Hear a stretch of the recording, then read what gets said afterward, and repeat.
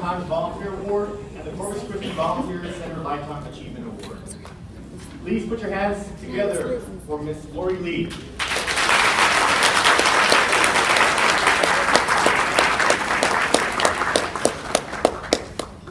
You were given a little sheet of paper before you came in. It's like it's actually a Jewish poem. If everyone would stand up for a minute and grab that little sheet of paper, I'd like you to recite this with me, please, if you don't mind.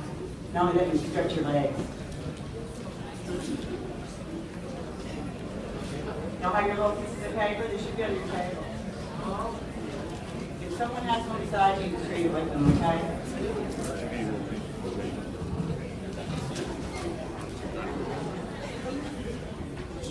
Y'all ready?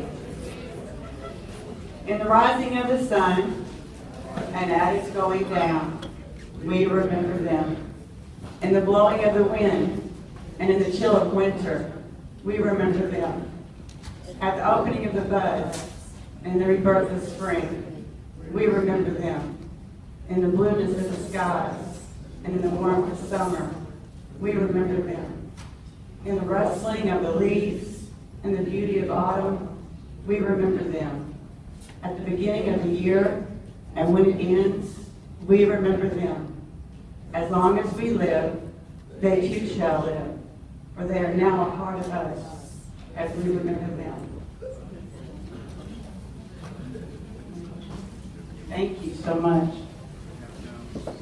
I am not your usual keynote speaker at a conference such as this. I have no credentials. There are no letters after my name, no degrees I have obtained. I have only my life experience, my story, my love, and my light to offer you today. Denial of fear lends tremendous power.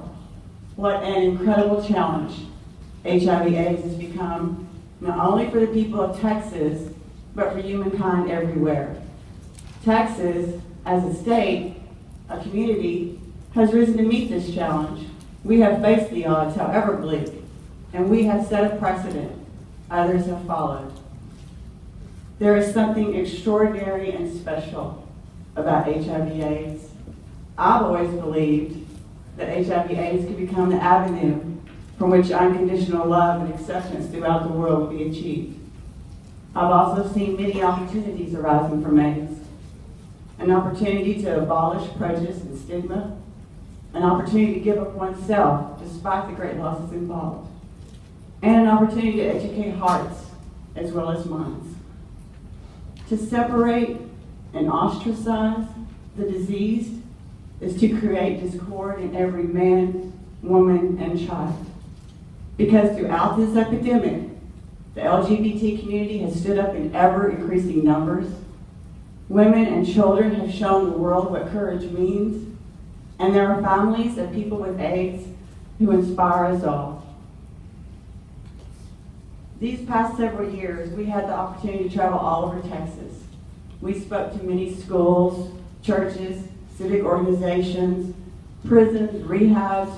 If they let us in, we win. Many have heard the message of HIV/AIDS. We feared rejection. We found acceptance. We feared isolation. We found love and compassion. We exposed ourselves to the elements. We are not special. We are you. We are not different. We are you. Mothers, brothers, sisters, fathers, sons, these are the true faces of HIV/AIDS. Persons with AIDS, HIV, it is time to return to the sunlight, leaving shadows behind. We must experience life's moments and sometimes accept its decline. My faith, my hope, tells me it's love you'll find. And in honor of that, my name is Laurie Lee, daughter of John and Rebecca, mother to Elizabeth and Seth, and grandmother now to Mackie C, D-Rex, Dickie Mom, Ladybird, Domino, and my little Charlie Beth. And sister to Minnie. I am 54 years old and I have HIV. At the age of 25, I was a single mother, struggling to get by, trying to take care of my babies. I decided to find a home church in the small town in which I lived. I went to church and I met a man. He was the preacher's son. He was the music director. Upon meeting, we started dating, and David told me a lot of things about himself as when we were dating. He told me that he was a graduate of Rice University. I was impressed by that. You had to be really smart to get into Rice. He told me he was an entrepreneur, and I would constantly see him flying all over the world doing his business. I was impressed by that. He also told me that he was a Christian man, that he didn't smoke and drink and do drugs. And that was very important to me as a young mother. I didn't want my children exposed to that kind of lifestyle. And then he told me that he loved me and asked me to marry him. And so I did. And the day that we got married, we moved to another state. And upon moving to that other state, mine and my children's lives turned into a free-for-all. I started finding out things about my husband I had no idea about. The first thing I found out is that he'd not really been a graduate of Rice University. He'd actually been in prison during the time he should have been in college. Then I found a needle in our bedroom. I asked him about the needle. I had never seen one outside of a doctor's office before. He told me that since he was working out, he was taking steroids. This was long before Lyle Zayden knew about the dangers of steroids. I remember telling him, hey, you do what you do, but don't leave them laying around, because what if the babies would have gotten hold of them? And then the next thing I found out that my husband was having affairs with a lot of different people. And when I found this out, I decided that I would leave him. He had broken all of our marriage vows. The lies I'm telling you about are just the really big lies. He was also not an entrepreneur. He'd actually been in prison for embezzlement. He was a con artist. And he was using his biblical knowledge, being raised in the church by his mother and father, to actually con people out of their money in churches. I was devastated, and I didn't want to be with him anymore. So you know what I did? I joined the Air Force. Now, I know I don't look like a military type of chick. However, it was as a young mother, it was a way to, create a life for us, to get a future, to, have something solid to hold on to. All I wanted to do was take care of my babies. And so I did. I joined the Air Force. I was so excited. I remember, swearing my allegiance to protect my country and to protect my president. I remember that day so well, and I thought, gosh, only in America can you have this kind of an opportunity to start your life again. I was ready to be shipped out to the Air Force in a couple of weeks, and my recruiter called me and told me they had lost my blood test. And would I please come back in? I went to the MEP Center in Dallas. They took me down a very long hallway. We passed the lab. I explained to the guy I was supposed to go in there and get my blood test. He said, no, you need to come with me. They took me to the very back of the building. They put me in a very small room about the size of a half bath. And then the Marine that took me down there, he just stood there against the door and guarding it. He wouldn't talk to me. He wouldn't say anything. I remember trying to say, hey, you must have me confused with someone else. I need to get my blood test. He still wouldn't say anything to me. He just kept standing there.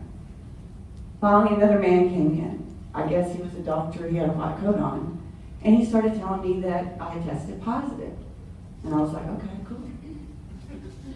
And he said, no, you tested HIV positive. And I was like, oh, okay, cool. Because see, at the age of 27, positive to me meant good. Negative meant bad. So I had no idea what the man was talking about. And so I said, well, that's good, right? That's good. I have great positive blood. And he's like, no. He said, you don't understand. He said, what I'm trying to tell you is that you tested positive for AIDS. You have AIDS. I remember the first thing I said to that doctor. I said, look, I am 27 years old. I have 2 babies who depend on me. And that morning I had been filling out my will, trying to be a responsible parent because I was going into the Air Force. And I told him this, and he said, well, it's a good thing that you filled out your will because you have 6 months to 18 months to live. A lot of things have happened since that time. A lot of good things and a lot of bad things.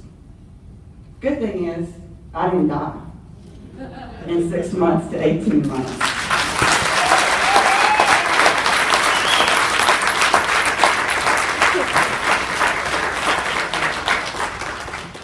In a few months, I will have lived with HIV for 30 years.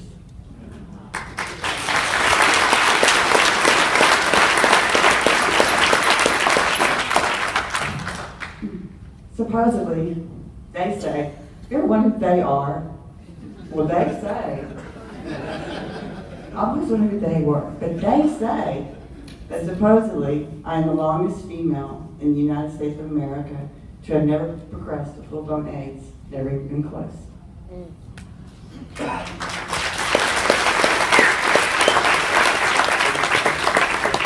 I never minded my HIV.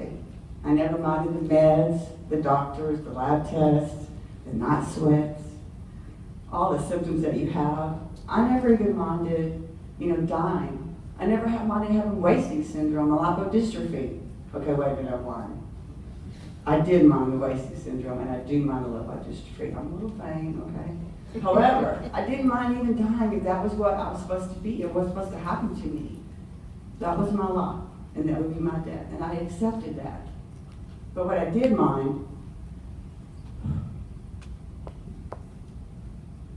was all the cruel and hateful things that my children had to hear, that my children had to witness. Because of the way those were treated with HIV and AIDS, I hid for a year. I, like so many others, did not tell anyone that I was HIV. In fact, the doctors told you to tell people you had leukemia. But that got really hard because I went to my 10-year reunion shortly after I was diagnosed. And I remember one of my girlfriends, my classmates, asked me, she said, well, is it acute? I had no idea what she was talking about. But because it sounded really bad the way she said it, I was like, oh, yeah, that's it. Well, I had to go home and study about a disease I didn't even have so I could perpetuate the lie I had been having to tell. During that year, I would lie in bed every night and I would ask myself, what would y'all do to me if I told you I had HIV? Were you the one that was going to burn my house down like they did the 3 boys in Florida? Were you going to be the one that picketed my children's school saying we don't want your children here? Who was the wolf in sheep's clothing? Who was going to shun and hurt my family if you knew I had HIV? And then one night I was laying there and I realized I had been asking myself the wrong question. I should have been asking myself what would happen if I didn't tell you I had HIV. And when I thought about that, it was much scarier. I thought about all the teenagers out there who, what if they got infected? Who was going to love them? Who was going to take care of them? Who was going to take them to the prom or kiss them?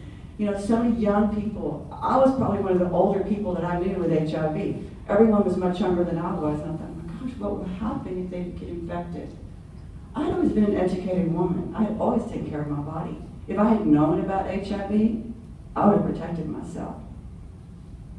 And so, I started doing what I do now. I began my life educating, being an activist, and speaking out.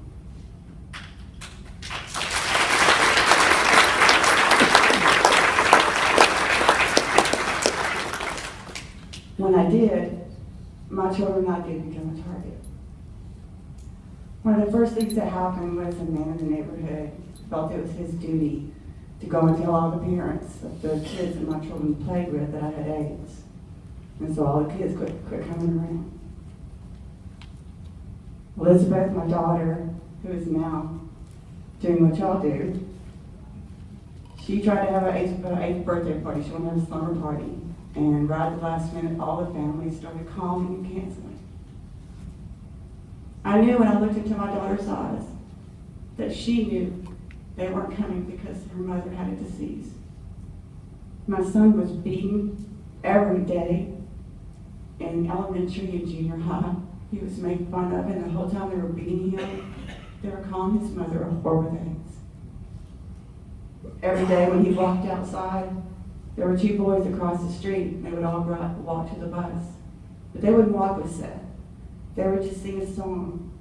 Y'all know that song, The Addams Family? Da-da-da-da. Their song was called The AIDS Family. And it had a lot of horrible lyrics in it, and every day except to hear this song. Also, when I'm in public, I think probably the most impactful thing that happened to me personally, not to my children, was that I was denied going into one high school. They wouldn't let me on campus. Everyone else had, they would not. So the media got involved.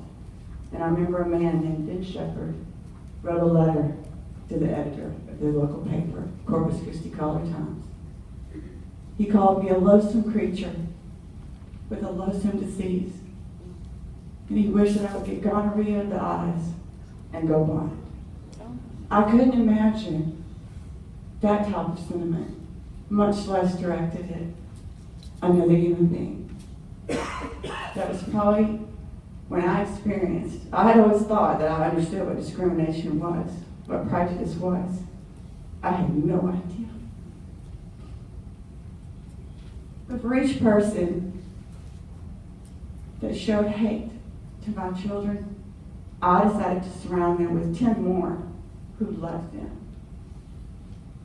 Our lives became, I can't say easier, but they became better. Seth got big. People didn't beat him up anymore. They went to high school and the kids were a little more accepting. They wanted to know about HIV and AIDS. And so our lives for a time were kind of on a roll.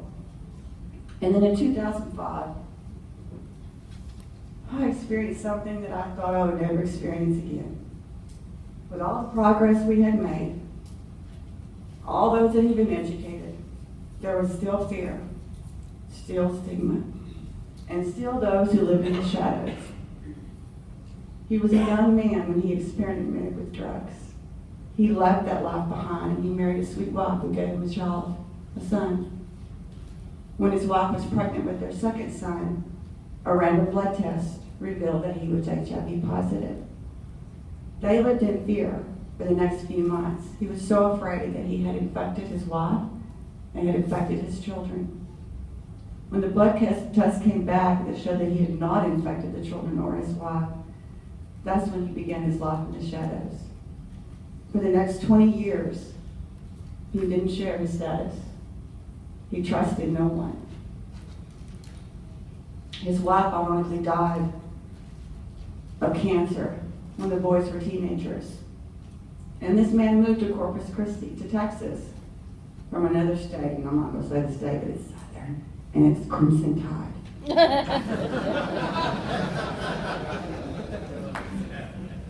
He moved to Texas, and he was in such awe and admiration at the Coastal and Wellness Foundation. For the first time, he felt loved for the human being that he was. I had the honor of knowing and loving this man. We were to be married last October.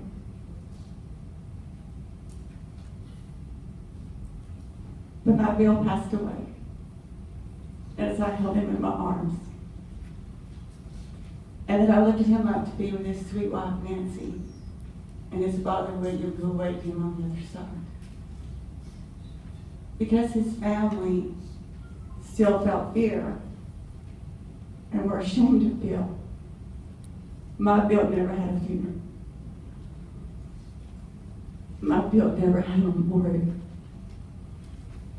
And Bill never got the chance to say thank you to the state of Texas and to the Coastal and Wellness Foundation for the gifts you gave to him. The gift of feeling loved when he felt unlovable. The gift of being able to say, my name is Bill, and I have AIDS. So for my Bill, thank you for strength when he was weak, courage when he was afraid, and love when he felt unloved. The best thing that happened since finding out I was HIV is that eventually I was able to look at it as a gift. Today, HIV has given me more than it has ever taken away. I always wanted to be a teacher. I'm an educator. I always wanted to be part of something that served a greater good. I hope I have. I always wanted to make a difference. and they allowed me to try. In the beginning of HIV/AIDS, there was nothing. There were no social programs, no meds, no medical programs, no doctors, no testing, no outreach. There was no Texas Department of Health HIV division. In fact, you're an unknown virus, an unknown pandemic facing all of mankind. But the United States of America was the only country in the world. They also continued to provide vital education aimed at reducing risk, thereby reducing infection rates. The numbers are proof, as she just showed you, that the work you do is important and impactful, and that our communities, our children, are safer and healthier due to your efforts. We have been given a solid history, a strong foundation upon which to build. And so the future of our organizations, your work, and the Texas Department of Health is to continue the work set out over 30 years ago by those dedicated individuals, and to continue to educate hearts as well as minds. All of our organizations are very different, in my opinion. We are the only ones that I know of that are in business to go out of business. But when we can close our doors for the last time, I believe the angels will be rejoicing in heaven. For that will mean no one will ever walk through those doors again infected because they weren't educated. No man, woman, or child will ever know cruelty and discrimination and hate based on their disease. And no baby will ever again be born into a world of HIV/AIDS. On that day, hopefully, as we turn that key for the last time, they will look down upon us as if to say, "Job well done, my children." But until that day comes, our mission is clear and our fight continues. So I wish you love to comfort you and light to guide your journeys. Thank you.